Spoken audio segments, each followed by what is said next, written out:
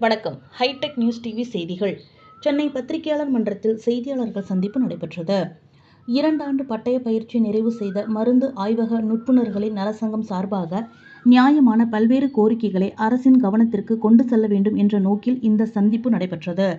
அப்போது பேசிய ஆய்வக நுட்புணர்களின் சங்க மாநில செயலாளர் செ. முருகேசன் அவர்கள் தெரிவித்திருப்பதாவது: 16/12/2014 ஆண்டு கொண்டுவரப்பட்ட அரசாணை 401 படி மதிப்பெண் தரவரிசை முறையில் 10ஆம் வகுப்பு 20%, 12ஆம் வகுப்பு 30%, DMLT 50% பெற்ற மதிப்பெண்கள் அடிப்படையில் பணியிடங்களை நிரப்ப வழிவகை செய்கிறது.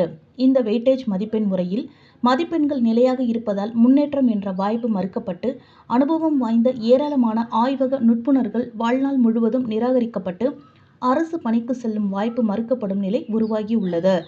அனைவருக்கும் சம உரிமை, சம வாய்ப்பு வழங்கப்படவில்லை. எனவே அரசாணை 401 வெயிட்டேஜ் மதிப்பெண்ணை ரத்து செய்துவிட்டு அனைவருக்கும் சமூக நீதி காக்கும் பொருட்டு எழுத்து தேர்வு முறை மூலம் பணி நியமனம் செய்திட தமிழக அரசிடம் பல கட்டங்களாக நேரில் சந்தித்து பேச்சுவார்த்தை நடத்தினோம்.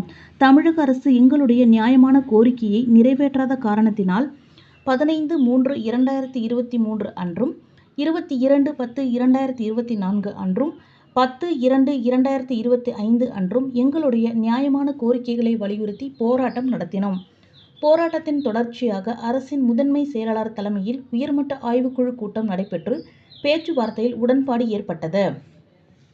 ஆனால் தமிழக அரசோ 10/7/2025 அன்று எங்களது பணியிடங்களை அடிப்படையில் எழுத்து தேர்வு முறையில் அறிவிக்காமல் தரவரிசை மதிப்பெண்ணை கொண்டு பணியிடங்களை நிரப்ப அறிக்கை வெளியிட்டது. அந்த அறிக்கையை கண்டித்து 22/7/2025 அன்று TMS வளாகத்தில் முற்றுகை போராட்டம் நடத்தினோம். அரசு எங்களை நேரடியாக அழைத்து பேச்சுவார்த்தை நடத்தியது.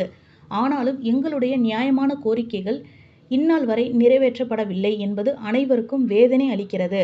ஆகவே எங்களது நியாயமான கோரிக்கைகள் அரசின் மேல்மட்ட கவனத்திற்கு கொண்டு செல்லும் விதமாக பத்திரிகையாளர்களை சந்திக்க வந்துள்ளோம் என்று அவர்கள் தெரிவித்தனர்.